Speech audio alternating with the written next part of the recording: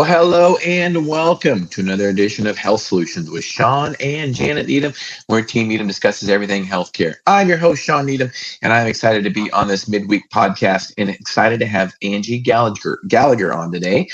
She is a functional health coach, and she's going to be talking about her journey of how she got into functional health coaching.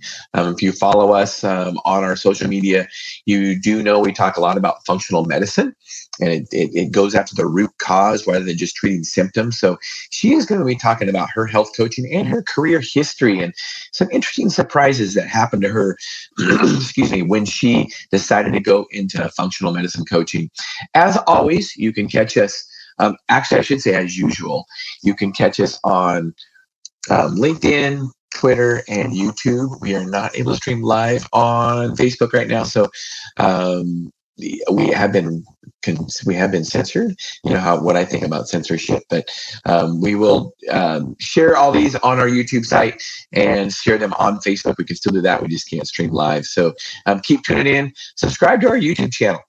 Make sure you don't miss any episodes. Health Solutions with Shawn and Janet Needham and Moses Lake Professional Pharmacy YouTube site. So I am excited to welcome Angie to our show. Angie, welcome to our show. Thank you so much. I'm excited to be here. Yeah. So before the show, we were chatting a little bit about your history, and you have an interesting career history. Can you tell us a little bit about how you got into functional coaching and your career history? Absolutely. So originally, I was a exercise physiologist. I got my master's degree in clinical exercise physiology, and I started a cardiac rehab program. Actually, started 2 cardiac rehab programs, and I was working in cardiac rehab for about 25 years total. And I started maybe 10 years or 15 years into my career. I started seeing a troubling pattern where I was seeing too many people coming back through the program multiple times. I started like, oh, I saw this person before. Oh yeah, this guy was here 5 years ago. And pretty soon it was becoming more and more normal for people to come back through cardiac rehab after having a second heart attack, a second stent. Even I had a guy who had been on his 4th bypass surgery when he came back into the program. And I just, in the beginning, I thought, well, this is just normal. This is just how cardiovascular disease works. And cardiac rehab is just here to help people get back on their feet and recover once again and again. And it started kind of gnawing away at me that this was happening. And I kept thinking there's got to be something we're missing. And I was having young patients, like in their late 40s, 50s, early 60s, who had normal blood pressure, normal cholesterol, they were normal weight, they weren't diabetic, they didn't smoke. They really essentially had no risk factors that were not well managed. And they were coming back. They were having another heart attack, another stent. So I started looking into what things maybe we were missing. And I discovered that there was advanced lipid testing that was out there. And I actually sent an email to the director of cardiology and said, hey, I know that there's these advanced tests that we could be doing that really dive deeper into these different cholesterol levels instead of just getting this basic cholesterol, LDL, HDL. And it gives us much more information about their risk and what's going on. And I was told, well, it wouldn't matter if we ran those labs because they'd all get put on a statin anyway. So I just wasn't okay with that answer. So I found a local functional medicine doctor and I reached out to her and I just said, I feel like we're missing something. I feel like these patients are coming back with all these normal risk factors and they're having repeat cardiac events. What are we missing? And she said, you're exactly right. There is a lot of stuff that is going on at the root level. There's these advanced lipid tests that you can get that identify fractionated levels of cholesterol that really break it down into small and large particle and all these different things that are important factors in a person's risk. And then all these other root cause factors. She talked to me about inflammation and she talked to me about food sensitivities and, the connection with hormones and that everything is connected. And it just blew my mind. And I knew I needed to learn more about this. Well, I am so glad you did. And on the topic of cholesterol, being a pharmacist talking about statins, that's right up my wheelhouse. And I will tell you, my wife and I, both pharmacists, we are 2 people that don't believe in statins. We would never take one personally. We would never recommend it to a patient. There is so much more to the story than total cholesterol. Yes. So much more. In fact, I'm just not buying that cholesterol is it. Right. We're so black and white in traditional medicine. It's like myself, for instance, my cholesterol is like 201 to 210, right? Me too. Yep. Me too. My HDL is like 70. My triglycerides are like 65. Yeah, exactly. Right? Yep. Right. And so, but if I went to a traditional cardiologist, they would put me on a statin. Oh, yeah. And yet my insulin level, and we can talk about that too, hyperinsulinemia, high insulin, metabolic, is probably more metabolically unhealthy than high cholesterol. Right. Exactly. It probably sets you up for a heart attack more than high cholesterol. Exactly. So, yeah. And no one knows that. Nobody gets that. I mean, that's just right. Right. And anyway, we can talk for hours about the details of that, but I appreciate you saying that. And so what happened when you started doing this stuff, how did bucking the traditional system, what actually happened to you? I was fired. I started wellness coaching patients in a functional medicine way. And I was educating a patient about dietary interventions that could really change. It was the blood sugar thing. It was like your insulin levels and your blood sugar are probably more a risk than your cholesterol levels. Here's what we can do to really make a difference in your blood sugars and insulins. And the dietitians didn't like what I was sharing, and they got pretty upset, and they talked to my manager, and there was another situation where I tried to coach a patient, and it just wasn't well received, and I was fired. Wow. I wasn't going along with, there is no diabetic association if there's no diabetics.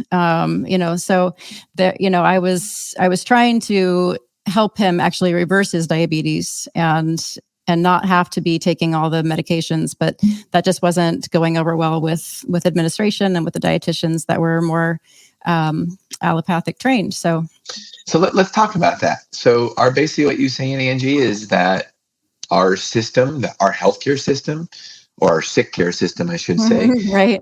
They really like to keep patients sick. Is that what you're saying? It would seem that way. Yeah. I mean, I agree with you. I echo that. Now, you have a different model. When you coach patients, your goal is not to be their coach for the rest of their life, right? Absolutely. Tell me about that. So I have a program that I run people through, and it's called Transform Your Health, Turn Back Time. And it's a group program. It's a hybrid group one-on-one. So I do provide one-on-one coaching over the 3 months. There's a lot of group interaction. There's a Facebook group. And my goal is that the community supports each other, and I provide education, and I help people understand root cause. I have a lot of pre-recorded education that they can watch and they can learn on their own. And then I do group sessions where we just talk about mindset and overcoming barriers. And over the 3 months, I'm not telling them what to eat. I'm not saying, okay, here's your points or your macros or your calories. I don't give them that. I say, this is what your food should look like. It should be whole food. Right. It should be whole, unprocessed food, and in these, proportions. And here's ways that you can meal prep and prepare those foods. But I'm not going to give you a specific list of things to eat, because you need to be resourceful. You need to figure those things out so that when this program's done, you have learned how to intuitively eat.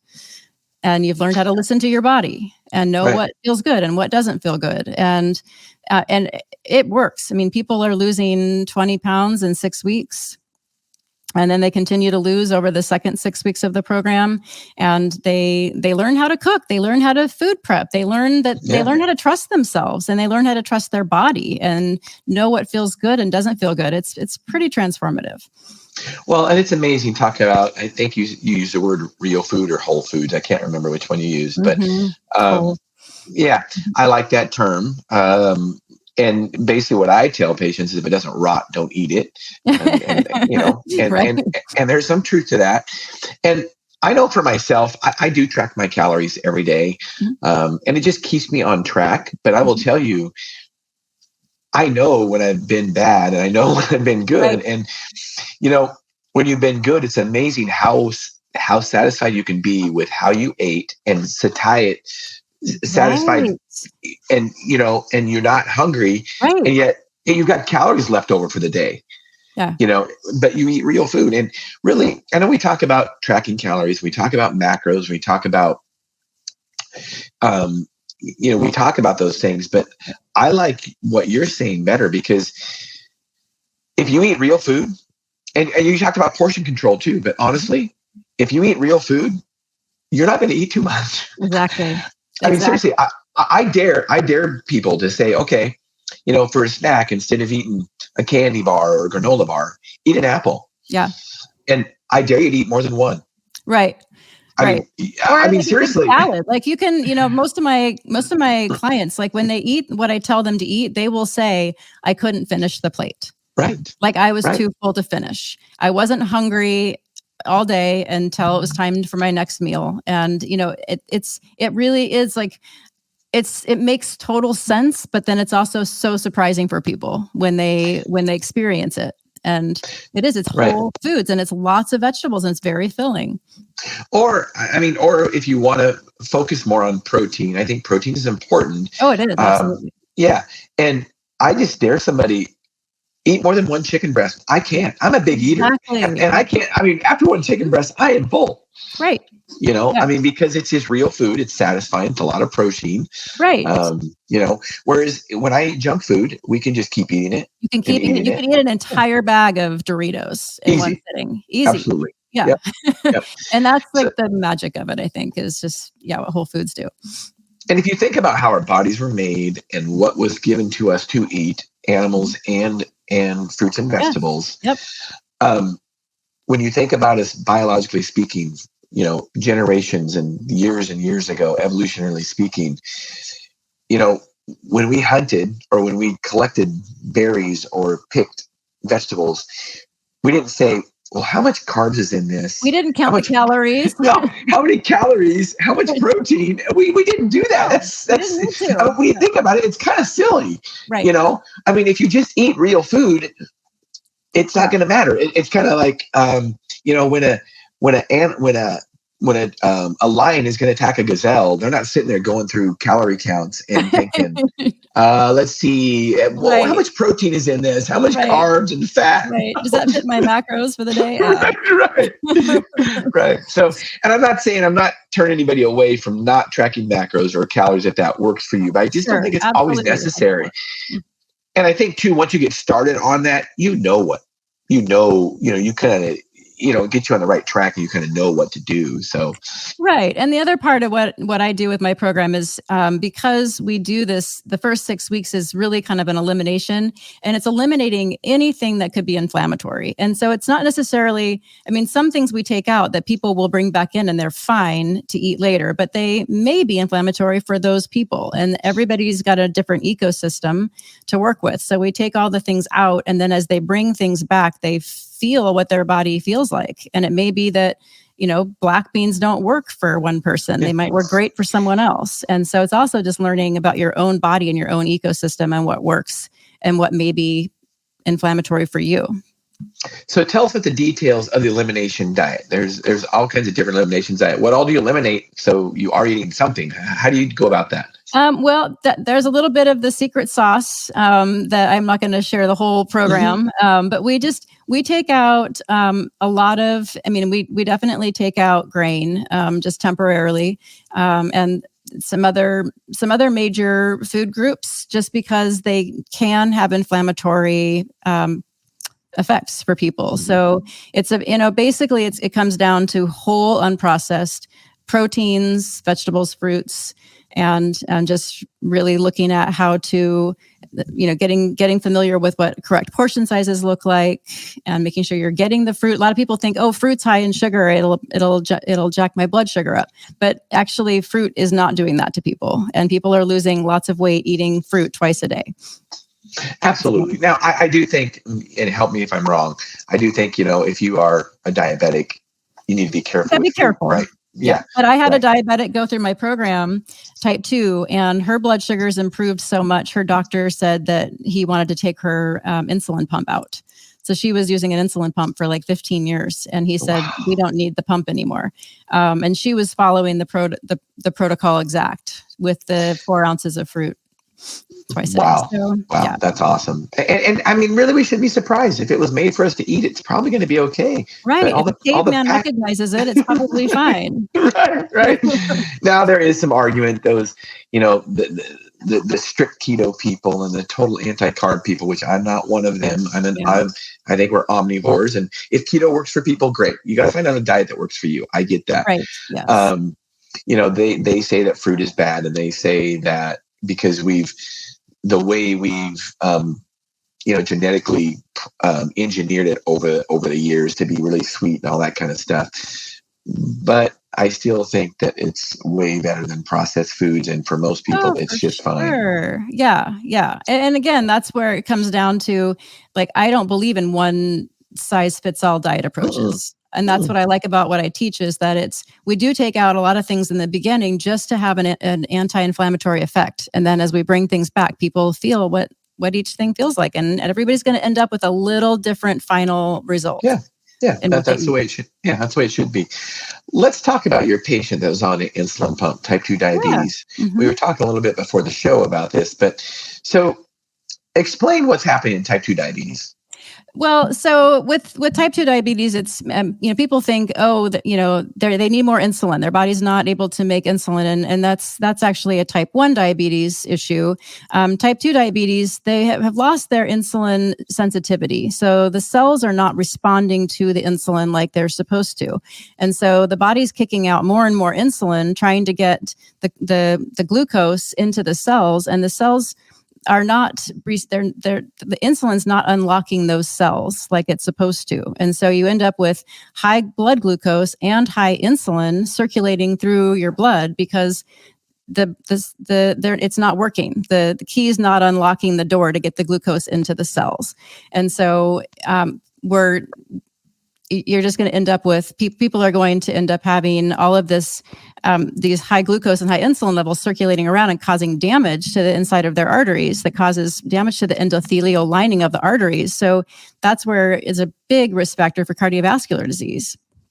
And so when you can reduce the glucose load and reduce the insulin load, then we end up seeing improved markers all the way around, less inflammation, better control. So now you're telling me decrease the insulin load, but in traditional medicine, we give them more insulin. Does that make sense? It doesn't make any sense at all. No, like you said, it's like pouring gasoline on a house fire. It's just making everything worse. That doesn't make a lot of sense. So no. So tell us one of your most remarkable stories of a patient or a client that you had that you changed their life. I'm sure you have a lot of them. Yeah, I mean, I've definitely seen a good number. I have a couple. I guess the woman who she went to see her doctor after going through my program. She lost 20 pounds. She was also having quite a bit of back pain and having to go to a chiropractor every week and take pain medicines every day. And as a result of going through the program, the inflammation levels in her body dropped so much that she essentially stopped having back pain at all. Wow. And then her blood sugars improved so much that her doctor said, we need to get your insulin pump out. So those are pretty huge quality of life improvements for sure. And then she lost 20 pounds. Yeah. Which when you think about that, that's not that much weight. I mean, and that's how life-changing that was for 20 pounds. It's dramatic. Yeah. It can be, I mean, even just losing 5 or 10 pounds can help improve blood pressure and blood sugar, a lot of things. So yeah, it was pretty, and she's been able to maintain it. And, and this woman, I mean, she is a rock star. I mean, she was doing all this with, working full time, being the primary breadwinner in the household, having a busy teenage daughter that was involved in a lot of different, activities at school. And she was constantly going, and she had a million excuses to not be able to do the program. And yet she did it, and she did amazing. So I always tell people that think that they're too busy. Like, no, you can do this. If you really want to, you can do this. So she is a rock star, and hats off to her for how hard she worked to get those results. I had another patient when I was still working in cardiac rehab. And he's an angina patient. He'd had two heart attacks, I think, and a couple of stents, and he was still having baseline angina.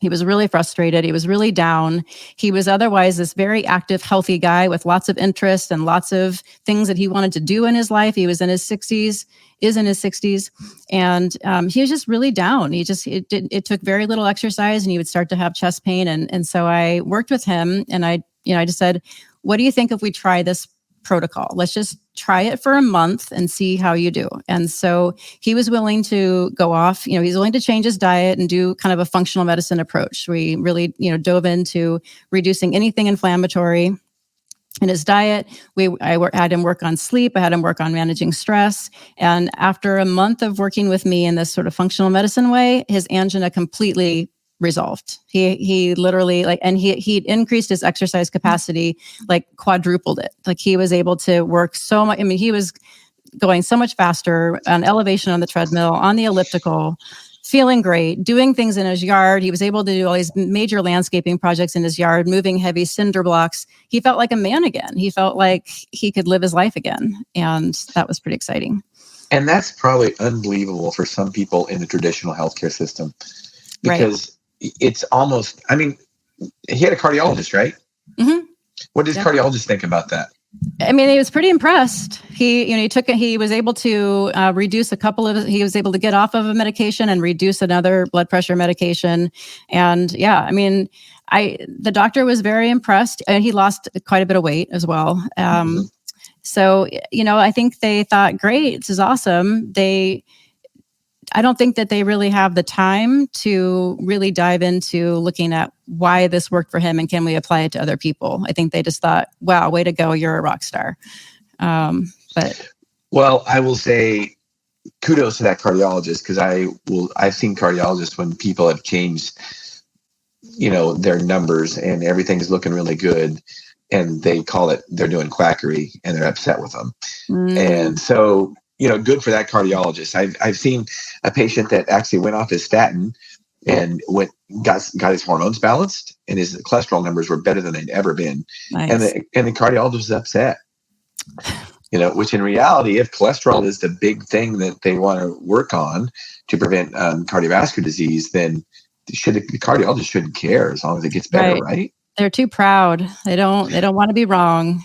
Yeah, that sure could be it. So tell me a little bit more about your program. Is it a 6-week program? Is it how is that? You talked a little bit about the elimination over the first couple of weeks. Can you tell us a little bit about the program? It's a 3-month program, and anyone that joins can be a part of the Facebook community for life. I haven't made that a paid membership at this point. So a lot of people have finished the 3 months and they're still a part of the community. So it's kind of a life program in some regards. But it's split into 2 phases. So the first phase is an elimination. We call it the release, and people lose pretty considerable amounts of weight if they want to. It's not just a weight loss program. It works very well as a weight loss program, but for people who don't want to lose weight, I modify it for them so that they don't lose weight, but they get rid of a lot of inflammation. They can still improve blood sugars, and just improve general health. So we eliminate for 6 weeks, release for 6 weeks, detox. And then the second 6 weeks is building upon that foundation of what they learned. So it's building on, okay, I actually did just fine on this elimination diet, and I feel good, and my energy levels are good, and I lost weight, and everything's great. So this doesn't have to just be a flash in the pan, lose weight, and then go back to my old. This is my way of life now. Although now I'm bringing back a few things here and there and seeing how my body feels on these different foods. So in my case, when I went through it, I didn't really need to lose weight, but I ended up losing 10 to 15 pounds anyway, because I was trying to follow it pretty closely. But my energy levels increased, my inflammation dropped, my running injuries essentially went away. I felt great. And then when I started to bring things back, I learned, I don't do well on garbanzo beans, and I don't, feel good when I have this grain. So that's kind of where we learn how the lifestyle part's going to work for us as individuals, and what foods are going to feel good in our body and what foods don't feel good in our body. And then how do we take what we learned and just make it a lifestyle so that we feel good and have this reduced levels of inflammation and better skin and better, movement in our body for life. And then I started teaching about exercise at that point too in the second half, like how do you incorporate joyful movement? And we really focus a lot on getting good quality sleep and stress management and, activating the vagal nerve and just really, and breathing, breath work. There's a lot of stuff in there. Well, that's what functional coaching is all about, right? It's not just about eating. You mentioned sleep, you mentioned exercise, you mentioned stress. All those things are important. And I just have to reiterate, I say this all the time on our podcast, but of those things, the most important thing is sleep. If we're not sleeping, nothing's going to get better. We will die we will die without sleep before we'll die without food. That's the fact. Yeah. So sleep is more important than food. And of course, we don't have to exercise to live. It's going to make us healthier, but it doesn't keep us alive. So exercise is probably the least important. And that's why when people try to exercise their way out of a poor lifestyle, diet and sleep, good luck. It's not going to work. Right. It's not going to work. You're so right. And that's one of the things that I think. I was an exercise physiologist. And so for many years, I thought exercise was the panacea. Like, right. You exercise hard enough, you're going to be fit and healthy and, and you can, exercise off that donut. And functional medicine has taught me that exercise is the third most important. Sleep is first and nutrition is second and exercise is third. And so that's why people think, well, aren't you an exercise physiologist? Why don't you have that as a bigger part of your program? Like, well, because I've learned you can't exercise your way out of poor sleep or a bad diet. So what's your ultimate client, Angie? Oh gosh. I would say someone, someone between the ages of like 40 and maybe 60, 70, who wants to improve their health, their energy. Maybe they've been diagnosed with high blood pressure, high cholesterol. Maybe they're pre-diabetic or diabetic, and they just really want to reverse those things. They want to try and get off some medication if they can. They want to just take back their health, their energy, their vitality, and not feel like everything's revolving around these diagnoses that they have. Yeah, that's awesome. So, Angie, what do you have a passion for? I'm super passionate about being in the woods. I think that there's, we talk again about functional medicine, and I'm really passionate about natural light and getting out into different ecosystems, being out in the woods, being out in a grasslands, being at the coast, just exposing ourselves to these different ecosystems. I think there's a lot of healing to be had by being outdoors in natural spaces, and trail running has been a huge part of my health, physically and mentally and spiritually. And so I'm really passionate about people getting outside. I think it's so important. And I know we talk about it with the benefits of getting outside and getting sunlight with vitamin D, but it's so much more than that. And the benefits that we'll never know, the actual science of what happens when we get outside and, what neurotransmitters are stimulated and all that. We'll never know all that. Exactly. We just know that it's good. It was created for us to be out there. Yes, exactly. Yeah. And there are a lot of studies that look at, the effects of just being out in the woods on depression and anxiety and just the different microbes that we're inhaling can help our own microbiome. So it's pretty amazing. So, Angie, as we wrap this podcast up, if anybody has any questions, what's the best way to get a hold of you? So if you want to share my Facebook page, people can private message me, follow me on Facebook would be a great way to start. Just follow me and then comment on a post if something resonates, or just reach out to me through Messenger. And eventually I'll have a working website.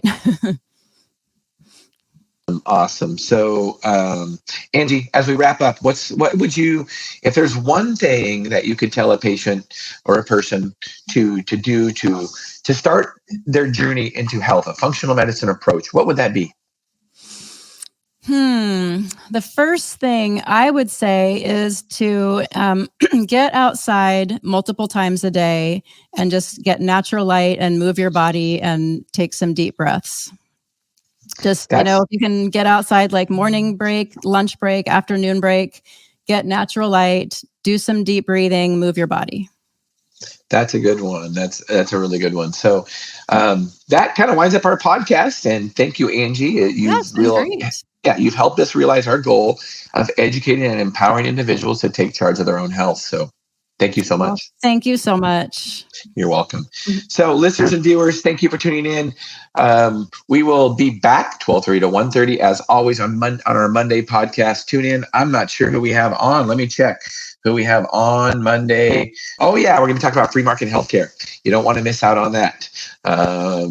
And we will be streaming live 12:30 to 1:30 as always. Health Solutions with Shawn and Janet Needham. Thank you so much for tuning in today.